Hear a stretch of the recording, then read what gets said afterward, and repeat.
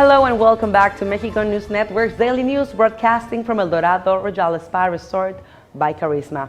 Remember to follow us on Facebook, Twitter, and Google Plus for more news, and log on to our website www.mexiconewsnetwork.com. Let's continue with information. According to the United Nations, every day 24,000 people die because of hunger or hunger-related causes. War and drought are the major causes of food shortages, not just in places known to have these problems, such certain regions in Africa, but in the world.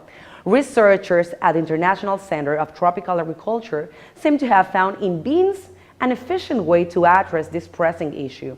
According to CIAT, of the 400 million people in the world that rely on beans for food, each one consumes at least 60 kilograms per year.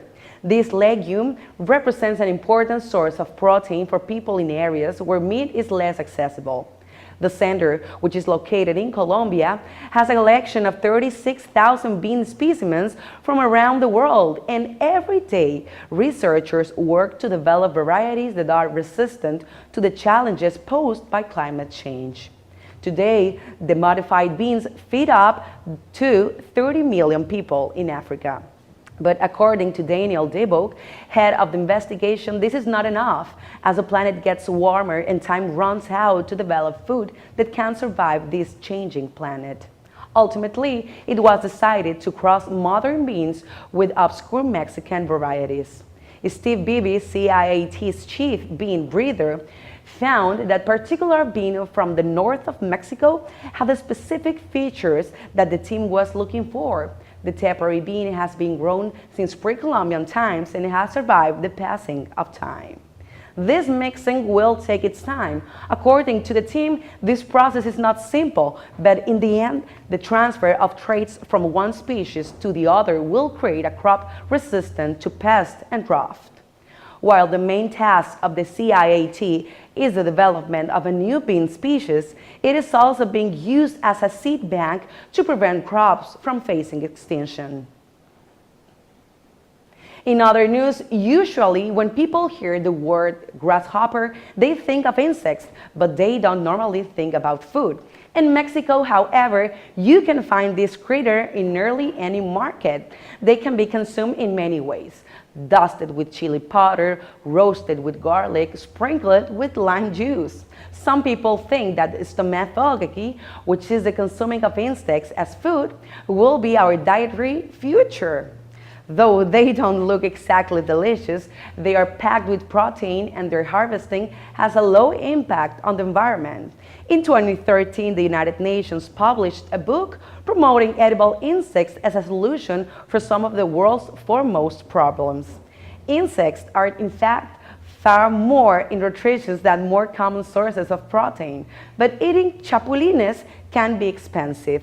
They cost more than pork or chicken, and sometimes as much as beef or shrimp. So grasshopper may not be such a good option for people who wouldn't normally have the money for meat. The problem is not that it's scarce.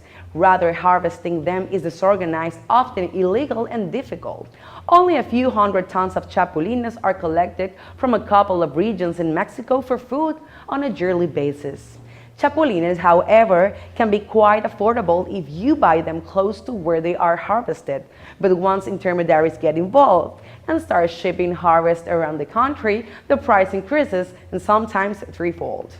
Outside of Mexico, there are other countries where bugs are enjoyed, including Thailand, Ghana, China, Brazil, Australia, Japan, the Netherlands, the USA, to mention a few. And let me let you in a small secret. The Yucatan Peninsula isn't all about Maya civilization and culture. It is a region that also portrays art and charm in several forms. Mérida is the capital city of the state of Yucatan, and I've chosen to talk about food because it's such a wonderful expression of art, while it is also a great manifestation of culture and identity, which in the case of Mérida is certainly something they carry deep in their blood. Now focusing on what we are interested on: food. Glorious food. The city of Merida is a place full of traditions and customs. It has a very colonial side to it and is, of course, a very picturesque city.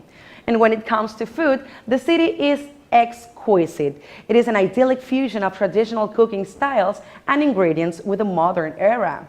Yucatecan cuisine derives, of course, from the pre-Hispanic times and the Maya culture. What you find in Merida, you won't find anywhere else in the world. Another attribute of the Yucatecan cuisine is that it's quite spicy, not so much as a spicy hot, but it contains very typical and Mexican spices such as recado rojo, a spice which is very similar to paprika. Meaning that if you're not used to it, you'd better be cautious and don't overdo it. I will quickly guide you through a whole day meal. For breakfast, try a delicious dish called huevos motuleños, which are fried eggs on top of fried tortillas and bathed in a tomato and spices sauce, accompanied with peas, beans, and cheese. For a stronger meal at lunchtime or dinner, then I suggest a turkey or pork-based dish.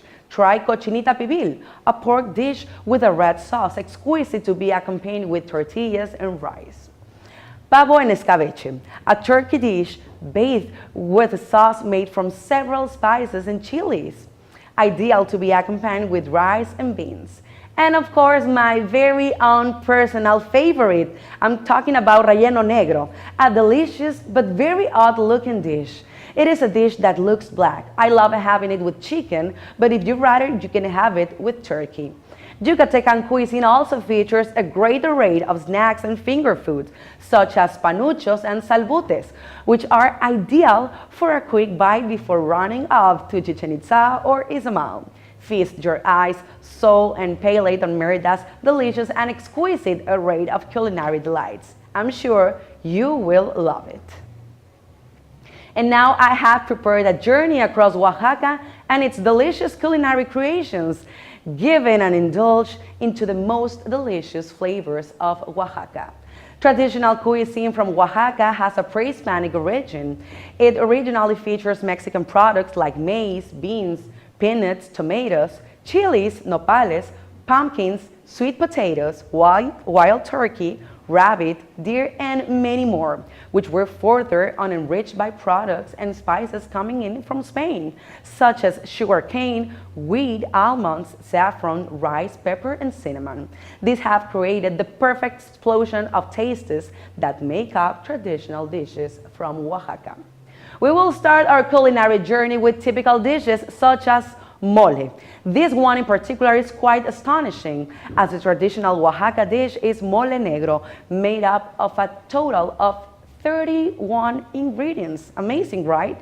There are also other kinds of moles in Oaxaca which are not only delicious but also feature very strong character. My personal favorite, while also being in an all-time favorite of many, is certainly a wholesome and colorful dish in Oaxaca, tlayudas. These, as I like to call them, are Oaxaca-style pizza because it is a round-shaped dish. It is a huge flat maize tortilla of a 30 centimeters diameter. It is pan-fried and a thin bed of fried beans in smoother than it. And now come to the delicious and exquisite toppings. There are several versions of it, but the classic tlayudas has cheese followed by meat and topped off with vegetables like chopped cauliflower, tomato, onion, and plenty of coriander. As I said before, Oaxaca is a rich state filled with culture, tradition, and exquisite flavors. So what are you waiting for? Discover the gorgeous state of Oaxaca and indulge in the most exquisite culinary dishes ever tasted. Well, this was all for today. Thanks for watching us broadcasting from El Dorado, Rojales Spa Resort by Carisma. I am your host, Sofia Rattinger, and do not forget to follow us on Facebook, Twitter, and Google+. And log on to www.mexiconewsnetwork.com for more relevant information about Mexico and, of course, about the world. We'll see you the next time.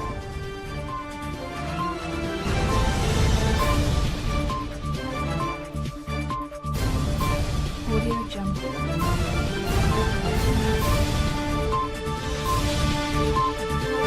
Audio Jungle.